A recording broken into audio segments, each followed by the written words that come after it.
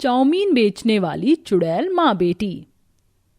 माँ, भूख लगी है, पिताजी खाना कब लेके आएंगे? 5 साल के बेटे गोलू को भूख से छछनता देखकर सरिता डबडबाई आंखों से कहती है, बस बाबा आते होंगे गोलू बेटा। इतने में रमाकांत हाथों में दारू लिए नशे में धुत अंदर आता है। उसके मुंह से तेज शराब का भपका उठ रहा होता है। पीले पीले ओ मेरे जानी, पीले पीले ओ मेरे राजा। सरिता, अरे ओ सरिता, चल रोटी ला। कहाँ से ला कर दूं रोटी तुम्हें? घर में अन्न का एक दाना भी नहीं है। गोलू और चकोर दोनों भूखे हैं, मगर तुम्हें जरा भी चिंता नहीं। कैसे गैर जिम्मेदार बाप हो तुम, तुम्हें तो बस अपनी शराब की पड़ी है। ये सुनकर रमाकांत बौखलाकर उसे जोरदार थप्पड़ मारता है। साली 2 टके की औरत पति से जुबान लड़ाती है? पत्नी के लिए पति परमेश्वर होता है और पत्नी पति के पैरों की जूती होती है। सरिता से लड़ झगड़ कर रमाकांत सो जाता है। सरिता रोज इसी तरह से मार खाती थी। उसकी जिंदगी किसी नर्क के जैसी थी। उसके पिता शंकर ने उसकी शादी रमाकांत से कर दी।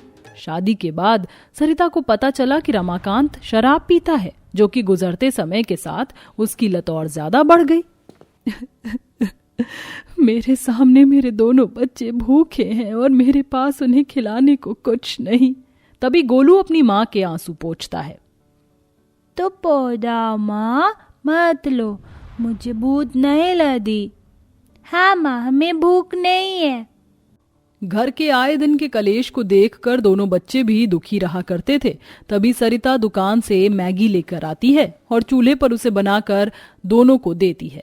ये लो बच्चों, ये खा लो। अरे वाह माँ, आपने बहुत ही अच्छी मैगी बनाई है।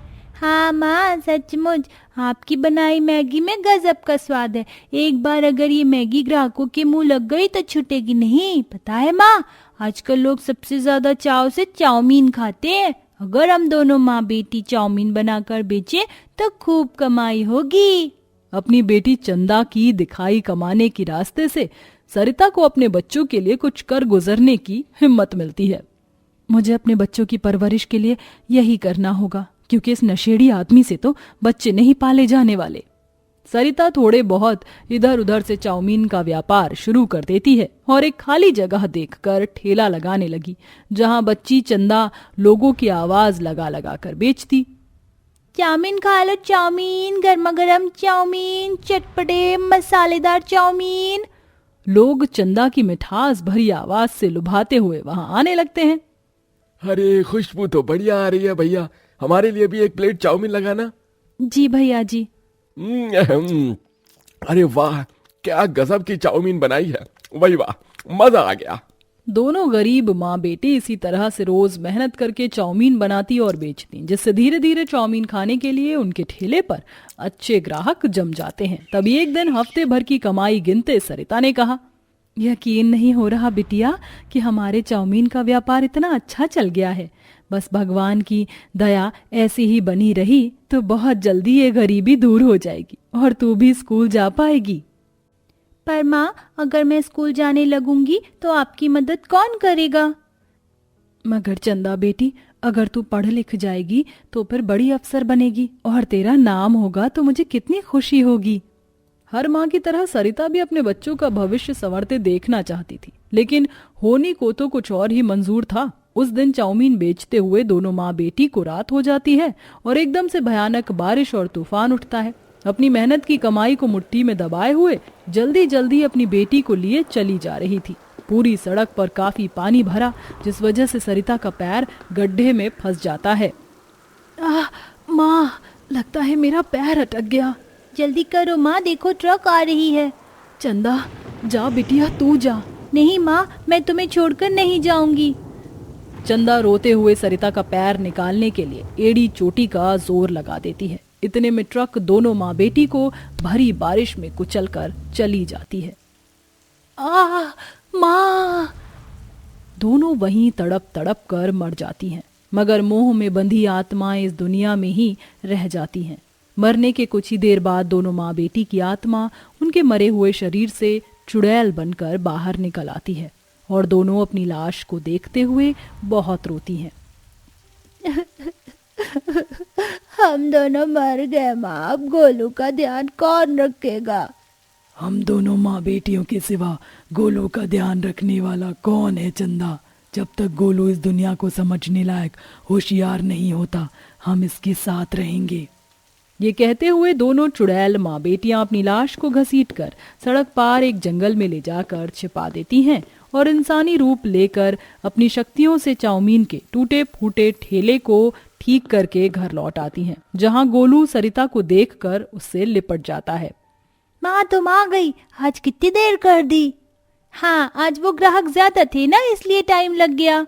इसके बाद चुड़ैल सरिता खाना बनाती है। इतने में रमाकांत आकर दोनों बच्चों को झाड़ता है। अरे ओ चांगू मांगू, क्यों चिड़ियाघर बना रखा है घर को? चुप कर। रमाकांत को गुस्से में देखकर गोलू डर कर रोने लगता है। माँ पिताजी मुझे डांट रहे हैं।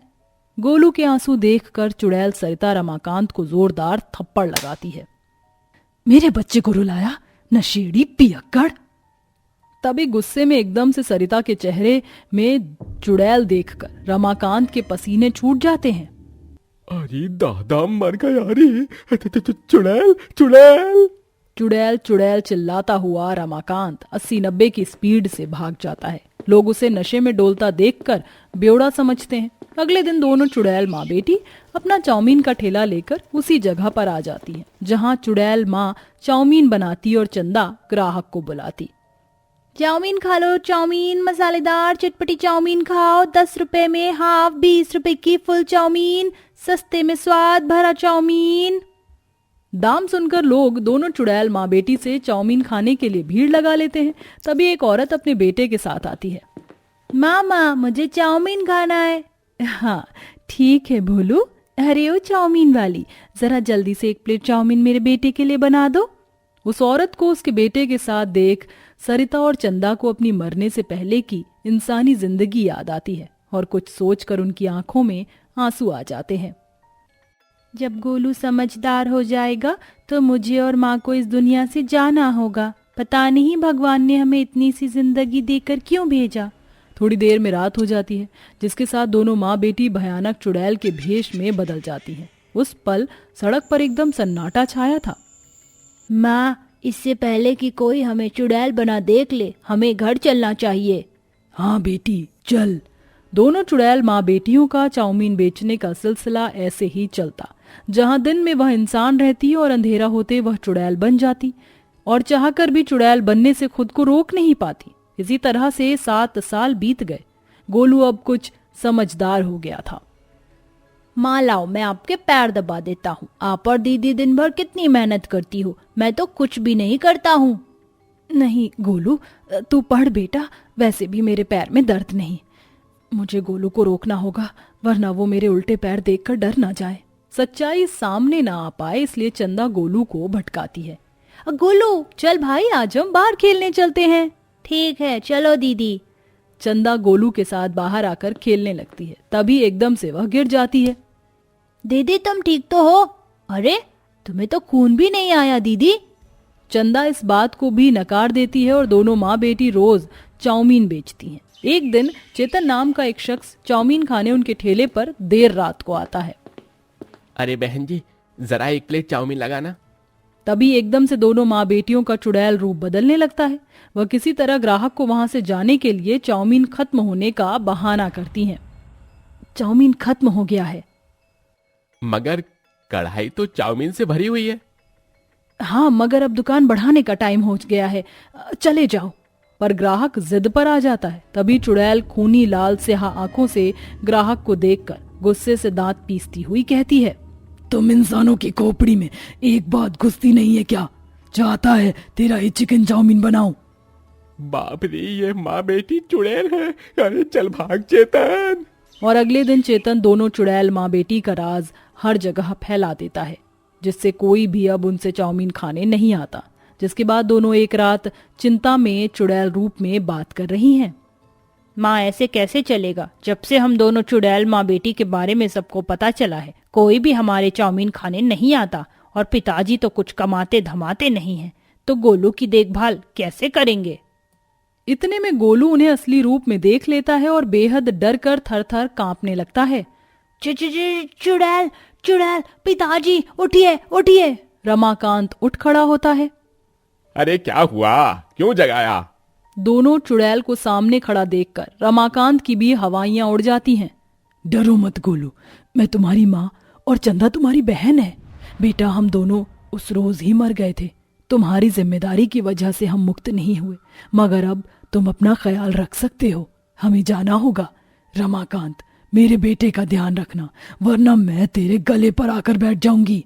सरिता के धमकाने पर रमाकांत हाथ जोड़ लेता है और आंसू के साथ गोलू बहुत रोता है।